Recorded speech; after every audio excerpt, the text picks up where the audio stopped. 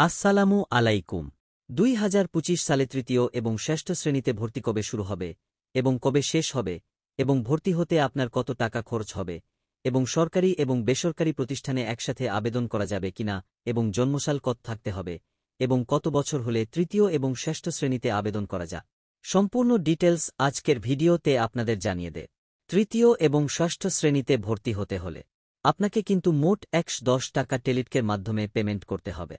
প্রথমবার যে প্রশ্নটা আপনাদের বেশি কয়েকটি প্রতিষ্ঠানে একসাথে আবেদন করা যাবে। আপনি চাইলে কিন্তু সরকারি ও বেসরকারি প্রতিষ্ঠানে একসাথে আপনি আবেদন করতে পারবেন এবং বেসরকারি প্রতিষ্ঠানগুলো কিন্তু একসাথে আপনি ৩ থেকে ৪টি দিতে পারবে। যার নাম যে প্রশ্নটা আসে সেটা হলো ২ শিফটে একসাথে আবেদন করা যাবে কিনা। অবশ্যই যাবে। ২ শিফটে একসাথে আবেদন করা, ২টি আবেদন করলে কোনো ঝামেলা নেই। আপনি যদি টিকে যান ভাগ্যক্রমে সেক্ষেত্রে হয়তো একটু ঝামেলা হতে পারে, তো ২ শিফটে টিকার কোনো সম্ভাবনা নেই। তাই আপনি নিশ্চিন্তে ২ শিফটে একসাথে আবেদন করতে পারে। মর্নিং এবং রিসিপ্ট। তৃতীয় শ্রেণীর ভর্তি হতে বয়সসীমা কত থাকতে হবে, যেটা আমাদের সকলের জানা দরকার। যেহেতু শ্রেণীতে ভর্তি হতে সর্বনিম্ন কত বয়স হবে।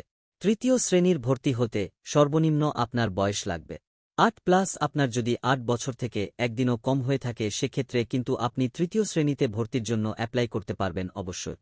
কিন্তু আপনাকে ৮+ হতে হবে এবং ৮+৭ হলে কিন্তু আপনি তৃতীয় শ্রেণীতে ভর্তি হতে পারবেন।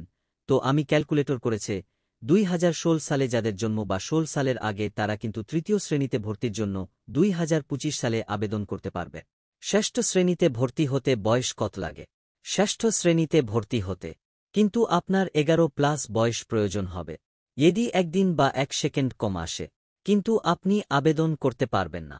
তাহলে এটা ক্যালকুলেট করে সাজিয়েছে ২০১৩ সালে যাদের জন্ম তার আগে তারা কিন্তু ২০২৫ সালে ষষ্ঠ শ্রেণীতে আবেদন করতে পারবেন ভর্তির জন্য। এবং কি রকমের দরকার হবে, গতবার যেখানে আপনার ৩-৪টি ডকুমেন্টস হয়েছে এবছর কিন্তু সে ডকুমেন্টগুলি আপনার প্রয়োজন হবে, তার বেশি ডকুমেন্ট প্রয়োজন হবে না।